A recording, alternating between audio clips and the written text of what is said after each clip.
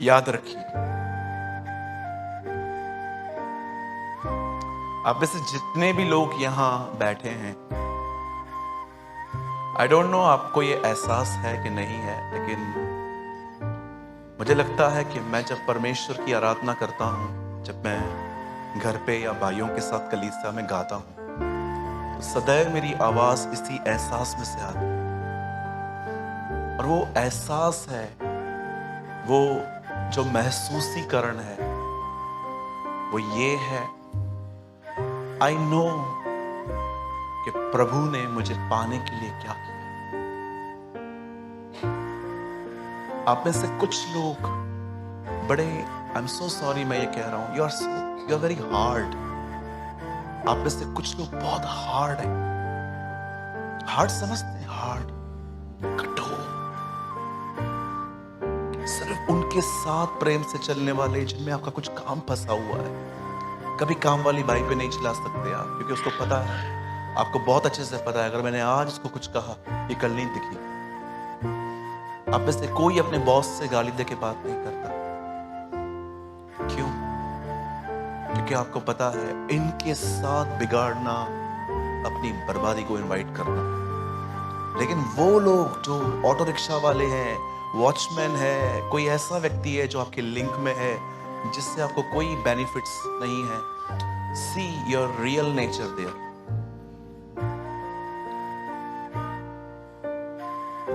आपका सच्चा स्वभाव वहीं प्रकट होता है। यीशु ने कहा, लर्न, सीखो मुझसे। क्या सीखूं खुदा? सीखो कि मैं मन में नम्र और दीन, I am gentle in the heart. आप जानते हैं, आज से बहुत साल पहले जब वो अरेस्ट हुआ, तब उन्होंने इज़राइल के सबसे बड़े पहाड़ पे उसे मारा था। ये रोमियो की एक प्रथा है कि जिससे भी क्रूस पे चढ़ाओ उसको सबसे ऊंचे स्थानों पे रखो, ताकि दूर से भी लोग उसे देख पाएं कि उसने कुछ गलत किया। ये उनका इतिहास है। आप जानते हो, इज़राइल में कोई कहां से भी गुजरे, खोपड़ी का स्थान हर एक को दिखता था और हर व्यक्ति ने उसे नंगा देखा। इसीलिए पौल गिलातियों को कहता है, वो तुम्हारी आंखों के सामने मरा था। हे निर्बुद्ध गिलातियों, तुम इतना जल्दी कैसे फिर गए? तुम्हारी तो आंखों के सामने वो मरा। पौल ये बात डिस्क्राइब करता है इन अ बुक ऑफ गैलेशियंस। आप जानते हैं, आपकी पापों की क्षमा, गुनाहों की माफी, जिसको आज लोगों ने पानी की तरह लिया है, चलता है, लेकिन काश आपकी लाइफ में पवित्र आत्मा इस चीज को इतना रियल कर दे, वहीं से तो वर्षिप आती है। आप जानते हो, हर व्यक्ति की पापों की क्षमा मात्र उसके खून से हुई। लेकिन याद रखिए, हर व्यक्ति उतना ही करीब है जितना उसने कीमत चुकाई। पापों की क्षमा सबके लिए सेम, लेकिन करीबी हर एक की अलग अलग। जिसने जैसी कीमत चुकाई है, उतना परमेश्वर ने उन्हें करीब आने दिया। Less prayer, less power, more prayer, more power, no prayer, no power. मैं आप में से हर एक को बताना चाहता हूं, आप में से जितने भी लोग यहां बैठे हैं, परमेश्वर ने आपके पाप उसके खून से माफ किए। लेकिन याद रखिए, माफी पाने के बाद परमेश्वर ने हर एक को उतना अपने करीब रखा जितना उन्होंने कीमत चुकाई। आज आपको पता होगा, इन दिनों में एक सिद्धांत चल रहा है, स्पेशली पहले अब्रॉड में स्टार्ट हुआ और अब वो इंडिया में भी आया है। इस सिद्धांत को कहते हैं वंस सेव्ड ऑल सेव्ड। कि अगर आपने एक बार विश्वास किया, बपतिस्मा ले लिया, उसके बाद आप कैसा भी जीवन जियो, आप उद्धार नहीं खो सकते। बहुत सारे लोग इस पे बिलीव करते। मुझे रिसेंटली एक वीडियो आया, मैं उस भाई का नाम नहीं बता सकता, आप डिस्टर्ब हो जाएंगे। आप में से कुछ लोग बैठे बैठे यहां पर, अरे बाप रे, मैं तो उसको सालों से सुनता आया हूं। ही प्रीच लाइक दिस कि अगर तुमने एक बार यीशु पर विश्वास किया है, बपतिस्मा ले लिया है, उसके बाद उन्होंने कुछ ऐसी बातें कही जो इस स्पिरिट में कही गई कि इट्स नॉट इंपॉर्टेंट कि उसके बाद आप कैसा भी जीवन जियो। याद रखिए, अगर यही सच होता कि एक बार विश्वास करने के बाद हम कैसी भी जिंदगी जिए, तो पॉल क्यों कहता है मैं अपने आप को मारता, कूटता और वश में लाता हूं? वो क्यों कहता है फिलिपियों को कि मैं अपने उद्धार का कार्य पूरा करता जा रहा हूं? क्यों इब्रानियों का लेखक लिखता है उस पवित्रता के भागी बनो जिसके बगैर खुदा को कोई देख नहीं सकता? Do what ever you like. फिर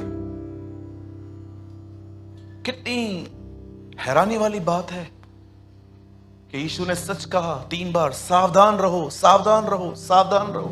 किस चीज से प्रभु? सावधान। बहुत से झूठे शिक्षक किसी और नाम से नहीं, मेरे नाम से आएंगे।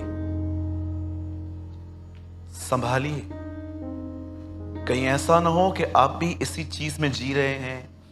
एक बार विश्वास किया, बपतिस्मा लिया, अब मैं चर्च जाता हूं, टाइट भी पे करता हूं, अब मैं कुछ भी करूं, क्या भी करूं, नॉनसेंस करूं, मैं अपने जॉब में किसी को भी बॉयफ्रेंड बनाऊं, मैं अपनी जॉब में किसी को भी गर्लफ्रेंड बनाऊं, मैं रात को किससे भी चिट चैट करूं, जीसस मेरे लिए क्रूस पे मरा, आई पे टाइज, आई गो रेगुलरली चर्च, वगैरह वगैरह।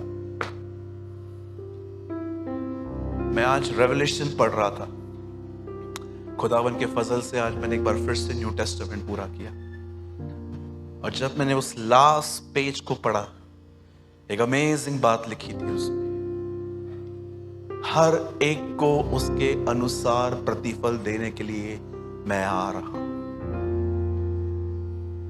आप जानते हो, मसीह जीवन के अंदर हर व्यक्ति के पाप उसके लहू से माफ हुए, लेकिन हर व्यक्ति परमेश्वर के करीब उतना नहीं है। मैं कुछ लोगों को देखता हूं जिनको 4 साल प्रभु में आए हुए, जब मैं उनको देखता हूं ना, मुझे ऐसा महसूस होता है अगले साल परमेश्वर इनके कांधों पे कोई जिम्मेदारी रखेगा चर्च में। लेकिन कभी कभी मैं 10-10 साल पुराने विश्वासियों को भी देखता हूं ना, मैं कई बार हैरान हो जाता हूं, खुदा ये कब टाइम पास करना बंद करेंगे आखिर? आप जानते हो क्यों वो 4 साल वाला जिम्मेदार और जिम्मेदारी उठाने वाला व्यक्ति लगता है आपको, और ये क्यों 10 साल से बैठा है लेकिन आज भी ऐसा लगता है कि प्रभु शायद उगल देगा ऐसे बहुत जल्द? सुनिए, जैसे डिफरेंस। एक दिन परमेश्वर का वचन कहता है, परमेश्वर मूसा से कहते हैं मेरे लोगों को निकाल। उस महान मैं हूं ने उसे कहा, द ग्रेट आई एम, जा उन्हें निकाल। अगर वो तुझसे पूछे कि मेरा नाम क्या है, तो उनको बोल देना मैं जो हूं सो हूं। और जब मूसा उनके पास जाता है और उनको निकाल ले आता है, तब परमेश्वर का वो वचन उसे याद आता है कि परमेश्वर ने इसी पर्वत के नीचे लाने के लिए मुझे कहा गया था। और जब सारी प्रजा नीचे थी और लिखा है ये ऊपर चला गया, आप जानते हो जब उसके आने में देरी हुई तो लिखा है प्रजा बिगड़ गई। वे नीचे बैठ के एक दूसरे के बॉडीज का अनादर कर रहे थे, लिखा है। वे मजाक करने लग गए, they doing idol worship again, तरह तरह की बातें, लिखा है शर्मनाक बातें कर रहे थे। लेकिन ये व्यक्ति ऊपर था, और जैसे ये आदमी नीचे आया, लिखा है जब वो नीचे उतरा तो कोई इसके चेहरे पे देख नहीं पा रहा था।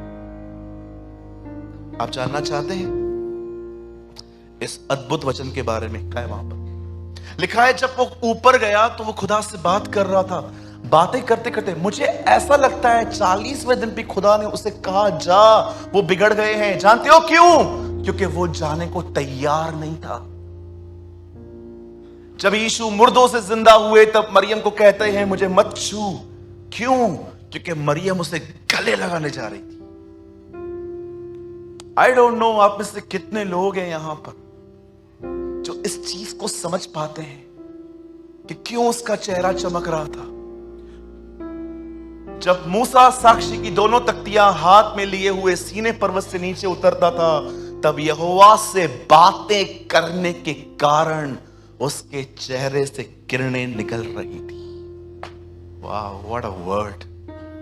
परमेश्वर से बात करने के कारण लिखा है 6 दिन हुए और यीशु पहाड़ पे गए, और जब उन्होंने प्रार्थना करना शुरू की उनका रूप बदल गया।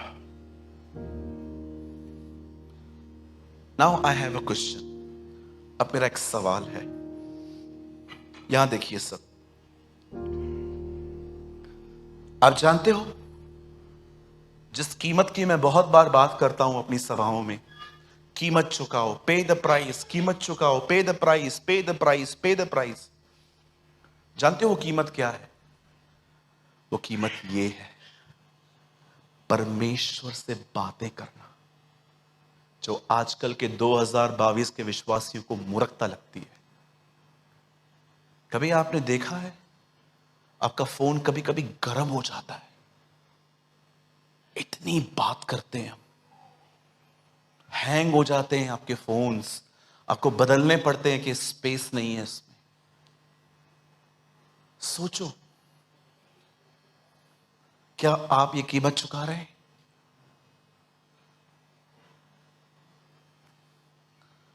अगर आप मात्र यहां पर अपने काम करवाने के कारण आए हैं कि ब्रदर मेरा काम अटका हुआ है, जल्दी पूरा करो तो मैं आपसे प्रार्थना करवा के भागूं, सर आप रॉन्ग प्लेस पे आए हैं। You are in a wrong place. मुझे आज भी याद है जब मैं मुंबई में चर्च स्टार्ट कर रहा था, मैंने परमेश्वर से एक प्रार्थना की थी, और वो प्रार्थना ये थी कि प्रभु, अगर मुंबई में कोई ऐसा है जो सच में तेरा भूखा और प्यासा है, प्लीज उन्हें हमारे टच में ले आना। और कोई दुआ नहीं की थी मैंने। खुदा, अगर इस मुंबई में कोई आपका भूखा और प्यासा है, सिर्फ आपका चमत्कार पाने का नहीं, जो आपको चाहता है, प्लीज आप उन्हें हमारे टच में ले आना। ये चर्च परमेश्वर के अनुग्रह से एक चेलों की चर्च है।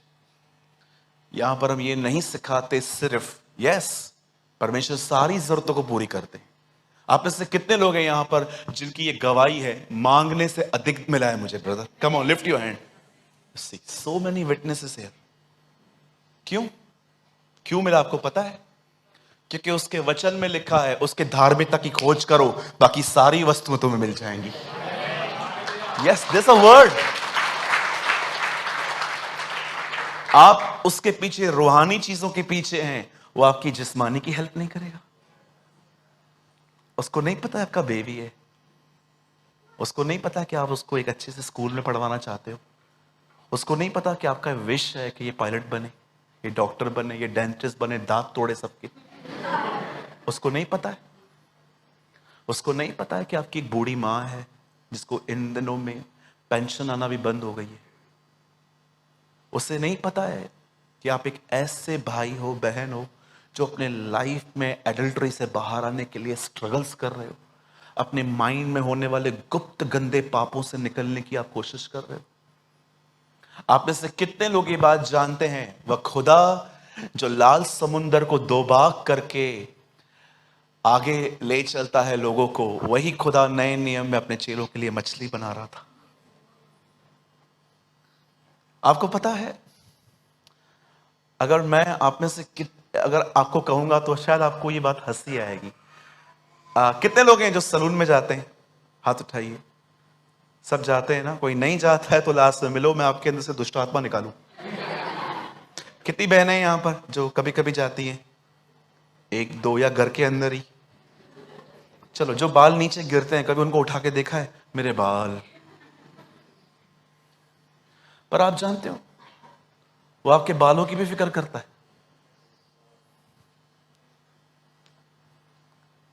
लिखा है, मैंने तेरे बालों को गिन के रखा है। मैं उसको बोलूं ना, प्रभु 225